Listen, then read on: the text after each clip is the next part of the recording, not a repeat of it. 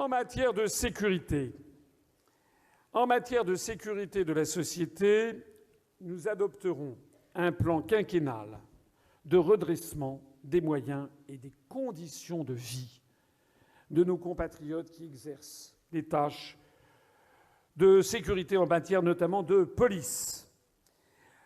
Parce que ça n'est pas une vie facile, c'est parfois même une vie très difficile, et je tiens ici à rendre hommage à tous les fonctionnaires de police ou de gendarmerie. Nous essaierons de porter progressivement, à la fin du quinquennat, en francs constants, mais là je parle en euros pour que vous ayez un ordre de grandeur. Actuellement, le budget complet de police et de gendarmerie est aux alentours de 15 milliards d'euros. Nous le porterons à 20 milliards d'euros à la fin du quinquennat, c'est-à-dire une augmentation de 25%, avec notamment des primes de difficulté pour les endroits les plus difficiles du pays. Nous allons redéployer l'outil de sécurité sur l'ensemble du territoire avec la sécurité pour tous. Nous réattribuerons la gendarmerie au ministère de la Défense. Parce que ce ne sont pas les mêmes cultures, d'entreprise, si j'ose dire. Et la gendarmerie, comme son nom l'indique, ce sont les gens d'armes, ont une culture qui n'a pas en fait vraiment pris au ministère de l'Intérieur. C'était d'ailleurs une ineptie voulue par M. Sarkozy. Et en fait, la gendarmerie a sa place au ministère de la Défense. Nous interdirons la privatisation rampante de la sécurité nationale. Nous réaffirmerons le rôle de l'État en matière de sécurité. Nous aurons également une politique de prévention de l'insécurité et de la violence par la restauration de l'autorité de l'État et de la loi. Et restaurer l'autorité de l'État, ça passe d'abord par restaurer le respect suscité par les dirigeants du pays, qui susciteront désormais non pas le mépris, mais le respect.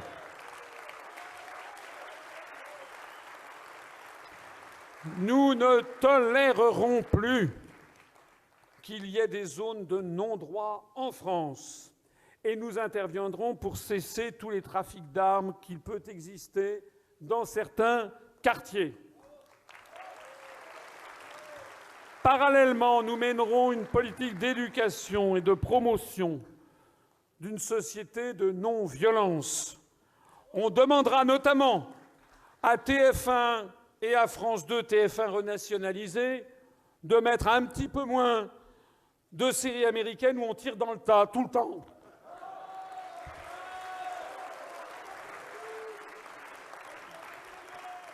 Parce qu'il faut quand même bien dire que l'anti-modèle américain que l'on nous propose, c'est le modèle des États-Unis d'Amérique où, je vous le rappelle, il y a des tueries aux États-Unis d'Amérique quotidiennes. Sauf quand ça dépasse une centaine de personnes, ou allez, j'exagère, quand ça dépasse une quinzaine ou une vingtaine d'étudiants tués dans un campus universitaire, on en a quand même quelques dépêches en France. Mais allez, il y a des sites qui sont consacrés uniquement à ça. Tous les jours aux États-Unis, vous avez des meurtres, des murder mass, des crimes de masse. Le site Internet qui suit ça a la gentillesse de nous préciser que statistiquement, on considère que d'un crime de masse, c'est à partir du moment où il y a plus de 4 personnes qui sont touchées. Si c'est 3, on ne les comptabilise pas. Donc ça ne va pas. Parce que chez des adolescents, parfois en perte de repères, en manque de repères, déscolarisés, dans des familles décomposées ou je ne sais pas quoi, qui éventuellement goûtent un petit peu trop du chichon, eh bien, voir en permanence à la télévision ou au cinéma des scènes d'hyperviolence, ça peut donner des idées. Mais nous essaierons. On ne va pas jouer les pères la pudeur, mais on essaiera d'avoir aussi à la télévision française des films qui élèvent l'esprit, qui proposent plutôt une société douce, de tolérance, de non-violence, voilà, de respect de l'autre. Nous essaierons aussi de valoriser une société où la valeur suprême n'est pas uniquement la valeur de l'argent, mais aussi le bénévolat, la gratuité.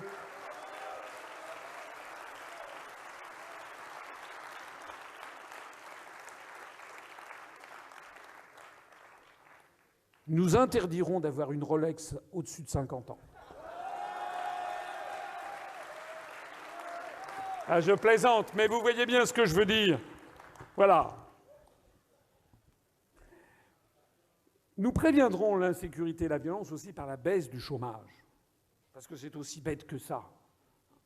C'est que quand on a 8 millions de personnes qui sont au chômage ou en sous-emploi chronique ou des petits boulots, dans un univers où il y a de plus en plus de tentations, dans des galeries marchandes à n'en plus finir, avec des produits venus de tous les 4 coins du monde, mais qui sont fabriqués ailleurs puisqu'on a disjoint le lieu de production du lieu de consommation, que l'on a de plus en plus de chômeurs qui sont là toute la journée pour regarder derrière les vitrines ce qui leur fait envie, dans une société où on vous explique que si à 50 ans vous n'avez pas de Rolex, vous avez raté votre vie, eh bien évidemment, ceci ne peut conduire qu'à la montée de la violence. Ce n'est pas seulement un fait en France, c'est dans l'ensemble des pays occidentaux.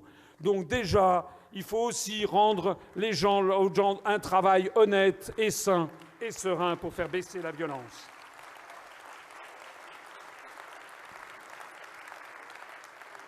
Et puis nous préviendrons également l'insécurité et la violence par la fin des guerres illégales auxquelles participe la France.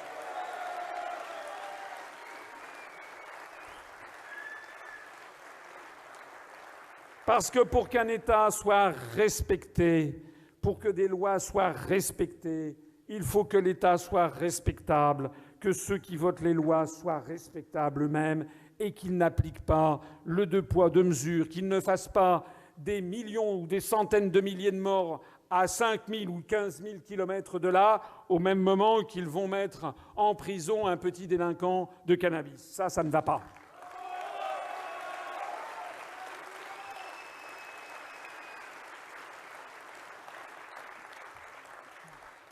Nous rétablirons aussi les libertés publiques en refusant le mandat d'arrêt européen, en rétablissant le secret des correspondances. C'était mis tel quel, c'était indiqué tel quel dans le programme du Conseil national de la résistance, puisque les nazis avaient pris cette fâcheuse habitude d'ouvrir les correspondances. Mais désormais, ce ne sont plus les nazis, c'est la CIA. Ah oui, oui, je suis complotiste.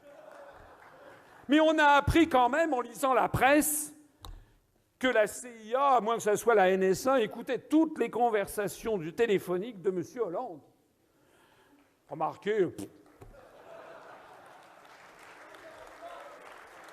ça ne devait pas être d'un intérêt exceptionnel.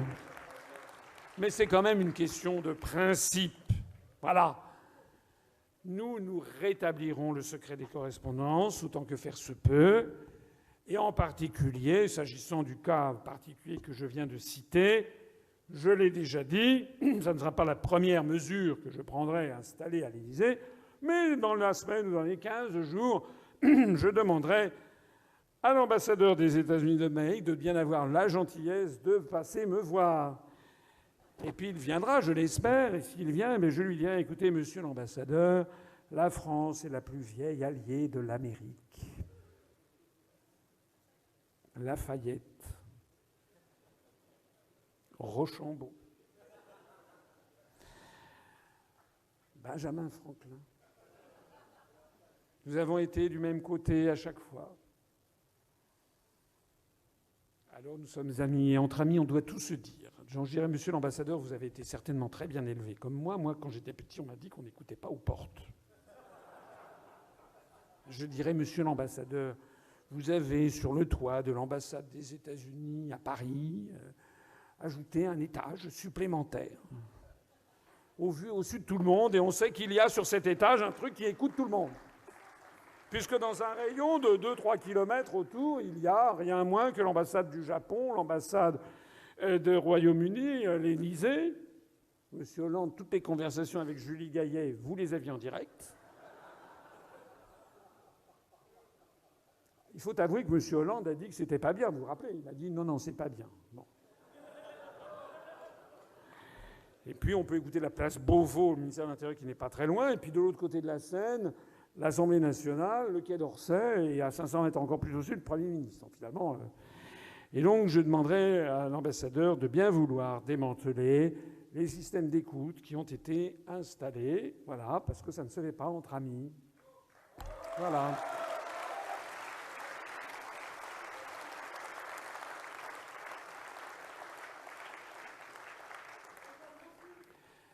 Et en cas de refus, s'il refuse, je dirais, monsieur l'ambassadeur, si vous refusez, c'est extrêmement simple. Vous êtes persona non grata sous 48 heures.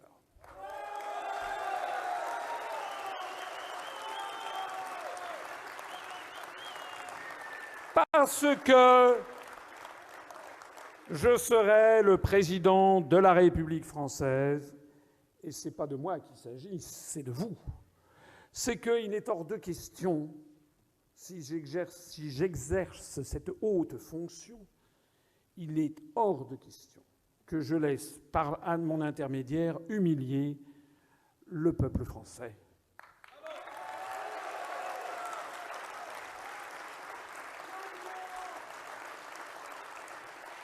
Comme le disait Charles de Gaulle d'ailleurs, dont les lointains successeurs ont évidemment perdu toute dignité en la matière, comme le disait Charles de Gaulle, les Américains, il faut les regarder droit dans les yeux, ils finissent par s'y faire.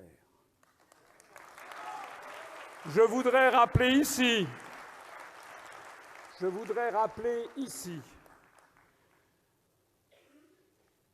ce que j'ai déjà stigmatisé plusieurs fois. Ça n'a pas de rapport avec les libertés publiques, mais ça a un rapport avec la grande puissance dont je parle. Si je suis élu président de la République, il est absolument hors de question que jamais le président des États-Unis me mette la papate sur l'épaule.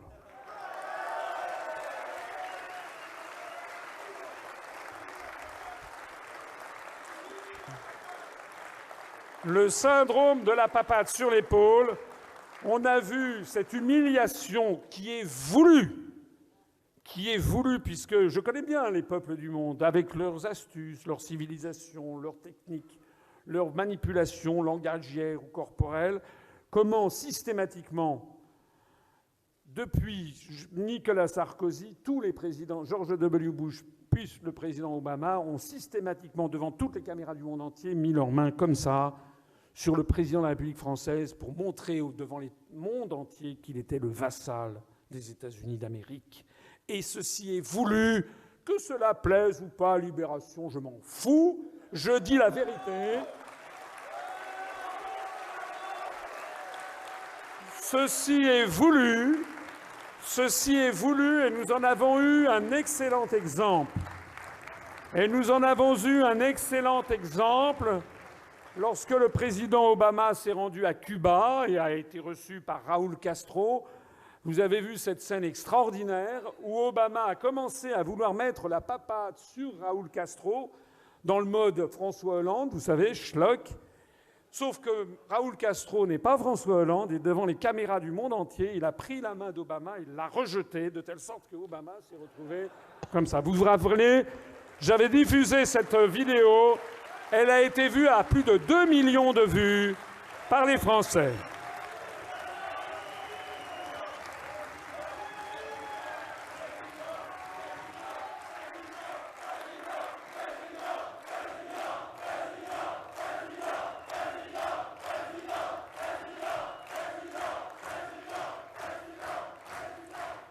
Et quand je dis tout ceci, je voudrais quand même clarifier. Moi, j'ai des amis américains. Je n'ai pas d'hostilité face au peuple américain, bien entendu. Nous avons d'ailleurs à l'UPR, nous avons à l'Union populaire républicaine, plus de 55 adhérents expatriés aux États-Unis qui ont fait leur vie et qui ont adhéré à l'UPR parce qu'ils approuvent tout ce que nous disons. Je n'en veux pas au peuple américain, mais j'estime qu'ils doivent quand même faire en sorte, ou en tout cas nous ne devons pas accepter ce que les élites américaines ont décidé de faire. La France n'est pas une colonie des États-Unis d'Amérique. Alors, la garantie de la neutralité d'Internet, de la neutralité du Web, une initiative planétaire pour interdire le puçage des êtres humains par des puces RFID.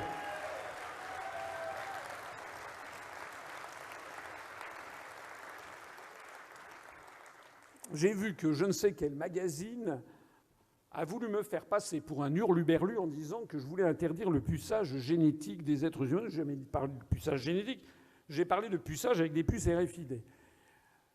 Je ne sais pas, il a été considéré que c'était complètement saugrenu. C'est pourtant extrêmement grave ce qui se passe, puisque ça se multiplie. J'étais d'ailleurs ce matin sur une radio périphérique où l'un des journalistes me dit « Alors on vous reproche de vouloir interdire le puçage des êtres humains. » C'est quand même le monde à l'envers. Paraît-il que je suis d'extrême droite. Ces grandes consciences de gauche veulent pucer les êtres humains. Qu'est-ce que c'est que ce truc? Alors j'ai dit, mais non, mais excusez-moi, mais oui, c'est un problème grave parce que j'avais déjà dit ça il y a 5 ans et ça se développe. En Australie, aux États-Unis, en Belgique, paraît-il que maintenant, le fin du fin, quand vous travaillez dans une entreprise, c'est que quand vous allez au restaurant d'entreprise ou quand vous arrivez le matin ou partez le soir, c'est beaucoup plus pratique, paraît-il, de passer comme ça. Vous savez, comme quand vous êtes dans un péage autoroutier, si vous avez le petit bip là collé sur le pare-brise. Sauf que là, c'est pas collé dans le pare-brise, c'est à l'intérieur de votre poignet. Mais ensuite, une fois, alors c'est pour l'instant, c'est sur bénévolat. Enfin, c'est sur, comment dire, chacun, c'est à la disposition de chacun, ça n'est pas obligatoire. Mais ça commence toujours comme ça. Vous connaissez la tactique du salami. C'est-à-dire que ça commence, non, c'est rien du tout, c'est une bricole. Et puis après ça, non, ça serait quand même bien, cher ami, que vous êtes le dernier des salariés à ne pas l'avoir. Alors, il paraît qu'au dernier conseil d'administration, il a été décidé que les salariés qui refusent, ce sera un motif de licenciement. Et puis, progressivement, tous les salariés devront avoir une puce RFID. Puis après, on aura mis simplement votre nom et puis votre numéro de matricule. Et puis après, on dira, cher ami, ça serait bien, en cas de prise de sang, ça vous évite des prises de sang, on va mettre votre facteur Rhésus. Et puis également votre date de naissance. Et puis votre compte bancaire, c'est assez pratique. Et puis votre conjoint. Et puis en plus de ça, comme c'est une puce RFID, on va pouvoir vous suivre à tout moment. Si par exemple vous aviez la maladie d'Alzheimer, on pourrait vous retrouver facilement. Non, doutez pas, ça va être très pratique pour voter aussi. Et puis si vous voulez acheter des livres, ça sera très pratique également. Etc., etc., etc. Tout ceci risque, et vous le savez bien, si on n'y aime pas le haut-là, nous risquons de livrer à nos enfants ou à nos petits-enfants une société effroyable.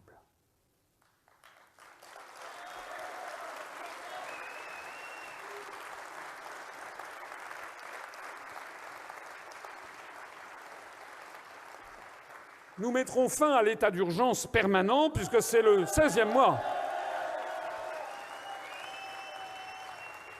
Certains disent que finalement cet état d'urgence n'est pas tellement appliqué. Ça, c'est vrai. Hélas, c'est vrai que le 14 juillet à Nice, il n'était pas appliqué, puisque sous l'état d'urgence, je crois qu'on ne peut pas avoir de rassemblement de plus de 5 personnes ou 10 personnes sur la voie publique, il y en avait 140 000. Donc l'état d'urgence n'est pas totalement appliqué, mais il est en partie appliqué. C'est-à-dire que demain, ce soir, quelqu'un peut venir chez vous pour aller perquisitionner à 3 heures du matin, comme ça. Et on est en train d'habituer, ça fait le 16e mois consécutif qu'on est en train tout simplement d'habituer les Français à ce qu'ils s'habituent à avoir perdu leur liberté publique fondamentale, de la même façon qu'on les a habitués. On les a habitués à avoir des forces militaires, paramilitaires, avec des armes dans toutes les gares, dans tous les aéroports. Je peux vous assurer que si nos parents ou nos grands-parents décédés il y a 30 ans revenaient sur terre et à Paris, ils seraient éberlués de la situation de surveillance généralisée qui nous est ainsi imposée. Nous mettrons donc fin à l'état d'urgence permanent.